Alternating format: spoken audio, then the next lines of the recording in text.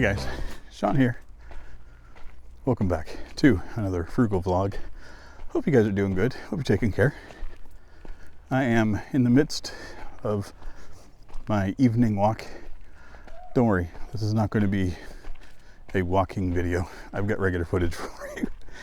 Story that goes along with it, but I thought I'd start off here. Because, yeah, been doing my 2 walks a day. Fairly consistent. I've missed one day because of hurricane, and then I missed a second walk on Monday because of my weekend, which is what I'll talk about. So, I'm heading to get some allergy medication. You may hear my throat. I may a few times. My apologies. We're stuck with this. So, if I'm stuck with it, you're stuck with it. But, yeah, I thought I had one extra pill left and I didn't. So I went to go take it this morning. It was gone. I was like, dang it. So, not the end of the world. Easy enough to go get some allergy pills. But, so, over the weekend, I had a fairly busy weekend. Saturday, I went downtown with all the intentions of making a video. I recorded a bunch of stuff, but I was kind of looking for inspiration that never hit. I started off down at the Christ Church Cathedral. It is a very old church. It's, if you've ever looked at pictures of the city, it's one of the things that usually gets shown. It's very iconic. It sits right on the St. John River, well, nearby it. And it's an absolutely beautiful little church, so I love walking down by it. When you go there, there's a couple of different paths that you can take. One leads to a walking bridge that goes across to the other side of the river. There's also another trail that goes down following the river. And there's a couple of streets that are there. So I end up walking down Queen Street. I end up walking past the Lord Beaverbrook. There's some statues of Beaverbrook and Burns. I think Robbie Burns is there. So I had some pictures of them. And then there's the Beaverbrook Art Gallery. Wandered past that. A couple little restaurants and things. And my intention was to gather some images at that stage because, again, I'm leaving the city in about a month and a half. And so some bits and pieces that I want to keep. So I thought I'd make a little video montage of some of the things that I like and throw that in. I'm very happy that I did. But then when I was done doing that, again, I thought I was going to get more inspiration for stuff. It didn't hit. And I ended up getting a message from my buddy that he was going to be stopping by. So I thought, okay, I'll head home. So he was coming over to drop off some plants because he's going on a trip. So I thought I'd ask him if he needed a laptop. I've gotten an older MacBook Pro, a 2012, 2013. And I got it from a friend of mine last year. And my intention was to use it for some stuff. And then it turned out that it was just not going to be feasible to use it the way that I was going to. So I was like, okay. But my buddy was going off to Montreal for the month, and I said, do you have any use for it? Which he did. He could have use for it. So I needed to clean it up and get all my data off of it. So I told him that I would drop it off to him on Sunday. So he ended up going back home. I spent the evening cleaning it out, got it all set, and then Sunday I headed over to his place. Now he lives on the other side of the river. So I live on the Fredericton side. The other side is called, to me, Nashwaaksis. It's now Fredericton North or North Fredericton. And the trail that I took is the Nashwaak Trail. So I don't know, names change. I'm kind of stuck with the name that I'm used to, which is Nashwaaksis. So I went over the walking bridge. It's an old trestle bridge, used to be used for trains, and it no longer is. I'm gonna wander down here. They converted it to a walking bridge years ago, and so I really enjoy going across it. I either walk or bike across it. Did it a few times in the winter.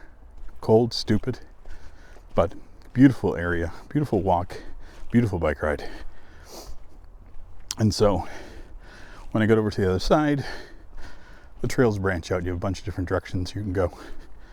So I had checked before to see which direction was to his place. So I had it set up on my phone. And it was going to be like half hour, 45 minutes to get over there. It was about 10 to 15 kilometers away. So, and he walks a lot too. So he likes taking those walks. Ouch. So I wandered out, hit the trail, and it was an absolutely beautiful day. I think it was roughly around 20 degrees for the day. So t-shirt weather for sure for me, especially when I was, working out my body differently. And I do a lot of walking. I used to do a lot of cycling, but I have not done a lot of cycling recently. So needless to say, it was a painful trip. It was worth it. So I got out to my friend's place, and I'd not been out that trail before, and I absolutely loved it. There was a lot of people out wandering around. There's a lot of cyclists. There's a lot of joggers. And it went by a river that I didn't know it was going to. And I just thoroughly enjoyed my trip. Again, I was intending to do some stuff and stop and talk, and none of it happened. I was just in the moment enjoying the trip, and so glad that I did it. So when I got out to my friend's place, I had realized that I had made a mistake, and my Mesa, which I wear on my wrist, it's my pedometer. It can track exercise, but I forgot to set it up before I left. So what I ended up doing is, when I got to his place, I ended up taking it off my wrist and just attaching it to the chain on my my wallet, because I know it'll bounce and it'll count the steps. Now, not necessarily steps when you were cycling, but close enough for my usage.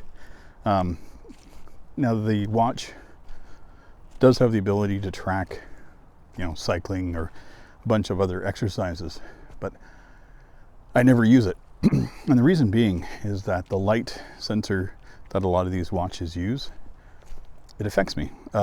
Whenever I turn it on, my fingers get tingly after a little while. I have no idea if it's psychosomatic or if it's an actual thing, but I tend to just shy away from it.